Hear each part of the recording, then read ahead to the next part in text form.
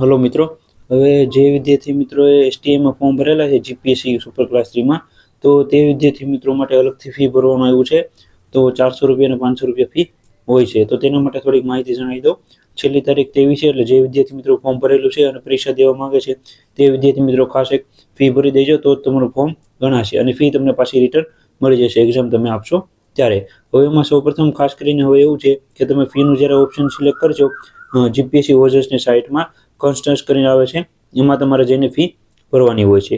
એમાં તમારે આ વખતે ખાસ એક પહેલાં બેંક ડિટેલ આપવી પડશે, ખાતા નંબર અને આઈએફએસસી કોડ તમારે આપવો પડશે અને તમારું ઈમેલ અને મોબાઈલ નંબર નાખશો એટલે તમને આગળની પ્રોસેસ થશે. એટલે એમાં તમને કેવી રીતના ખ્યાલ આવશે, તો એમાં તમે ક્લિક કરશો આ બધી ડિટેલ નાખીને, ત્યારે તમારું બેંકનું નામ અને જે કંઈ બ્રાન્ચ છે તે લખીને આવી જશે, એટલે તમને ખ્યાલ આવી જશે તમે જે ડિટેલ નાખી એ સાચી છે. ખાસ કરીને આ એક ધ્યાનમાં રાખજો. પછી આગળ જે પ્રોસેસ છે એ તમારે ઓનલાઈન ફી ભરવાની છે એપ્લિકેશનથી, અથવા તમે એટીએમ કાર્ડથી તમારી રીતના ફી તમે ભરી શકો છો.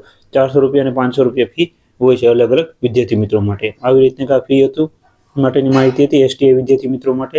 ખાસ કરીને બધા વિદ્યાર્થી મિત્રોને શેર કરજો આ વિડીયો, એટલે એની માહિતી મળી રહી. અને આ ફી તમે ખાસ કરીને ભરી દેજો, બાકી તમારું ફોર્મ રદ થઈ જશે, અથવા તમે પાછળથી ફી ભરી શકો તો એમાં તમારે પેનલ્ટી દેવાની થશે, એવું બની શકે છે. પણ અત્યારે ખાસ કરીને 23 તારીખ છેલ્લી છે, એટલે જે વિદ્યાર્થી મિત્રો ફી ભરવા માંગે છે એ ફી ભરી દેજો. એક્ઝામ આવશે ટૂંક સમયમાં, તારીખ જે છે જાન્યુઆરીમાં જાહેર થયેલી છે, તો એ પ્રમાણે એક્ઝામ આવશે. આવી રીતના એક માહિતી હતી, અને બીજી કાંઈ પણ માહિતી તમારે જોતી હોય તો નીચે કોમેન્ટમાં જણાવવા વિનંતી. વિડીયો ગમે તો લાઈક કરી આપજો, ચેનલમાં ન હોય તો સબસ્ક્રાઈબ કરી આપજો, જેથી કરીને તમને નવી અપડેટ માહિતી મળતી રહી. Thank you.